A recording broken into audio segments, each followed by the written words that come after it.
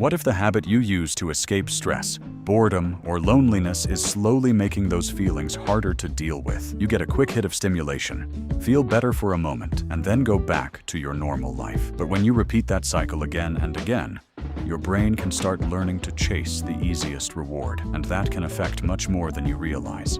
Adult content is easier to access than ever. You can find it within seconds, whenever you want, without leaving your room. And that convenience is exactly what makes it easy for some people to develop a habit around it. This does not mean everyone who watches adult content will experience serious problems. The real concern is compulsive use. That means continuing the behavior even when you want to stop, or when it starts interfering with your sleep, focus, relationships, responsibilities, or goals.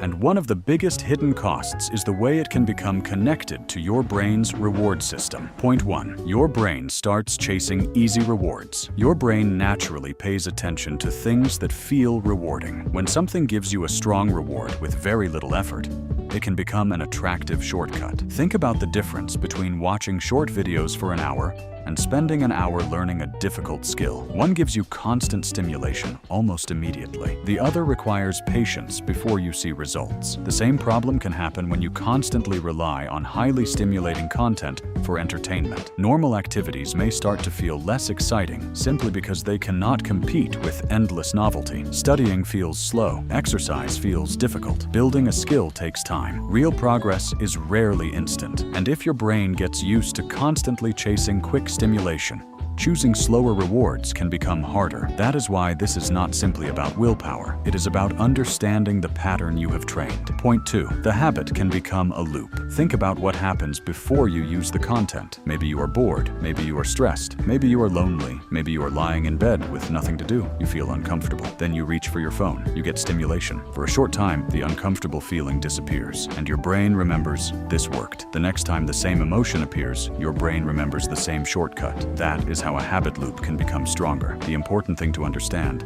is that you may not always be chasing the content itself. You may actually be trying to escape a feeling. Boredom, stress, loneliness, anxiety, frustration. If you never learn how to deal with those feelings directly, you can keep returning to the same escape. Point 3. It can steal your time. Another hidden cost is time. You might tell yourself, it will only take a few minutes, but then you search, you scroll, you watch, you continue longer than planned, and suddenly the time is gone. A few minutes may not sound important, but repeated every day, those minutes become hours, and those hours could have gone towards something that actually improves your life. Training, studying, reading, building a business, learning a skill, creating something, getting proper sleep. The problem is not one isolated moment. The problem is what repeated choices become after months and years. If you want more videos about understanding your mind, building discipline, and taking control of your habits, subscribe to Shadow Ascend. The goal here is not to make you feel guilty.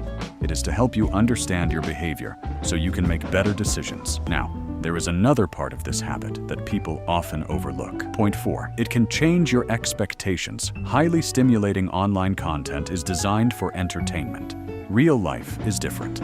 Real relationships require communication. They require patience.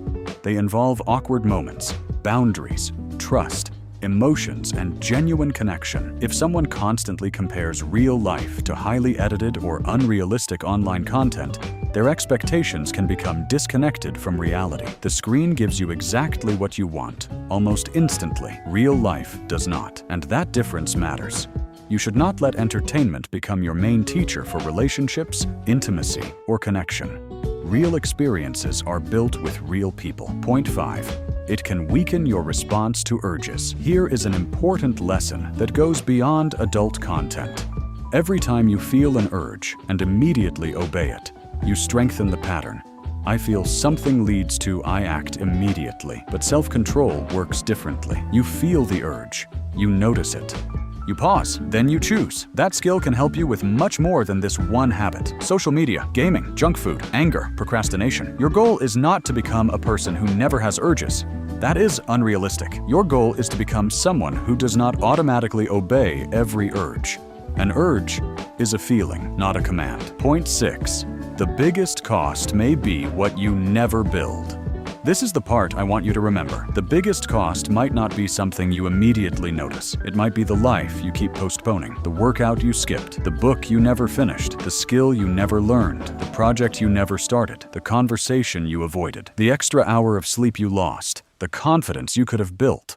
One habit does not automatically destroy someone's life, but repeated choices shape your life over time.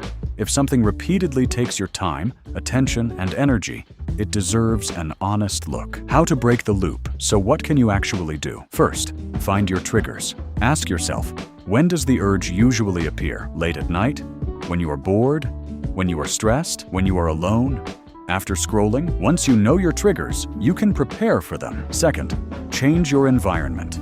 Do not keep your phone beside you in bed if that is where the habit usually starts. Remove things that constantly trigger you. Make the unwanted behavior harder to access.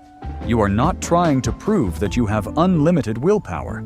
You are designing your environment, so you need less willpower. Third, replace the habit. Do not simply remove the behavior and leave an empty space. When the urge appears, immediately change what you are doing. Stand up. Go outside, exercise, take a shower, read, work on your goals, talk to someone. The goal is to interrupt the automatic pattern. Fourth, do not turn one mistake into a complete failure. If you slip, do not tell yourself, "I already failed, so it does not matter anymore." Instead, ask, "What triggered me?" Learn from it. Change something. Start again. Progress is not about being perfect. It is about becoming more in control than you were before. The internet gives you unlimited stimulation, but your attention is limited. Your time is limited. Your energy is limited, and where you put those things will eventually shape your life. You do not need to hate yourself for having urges. You need to learn how to respond to them. Because real freedom is not having no urges. Real freedom is having an urge and still being able to choose what you do next. And once you learn that skill, you can use it to take control of much more than one habit.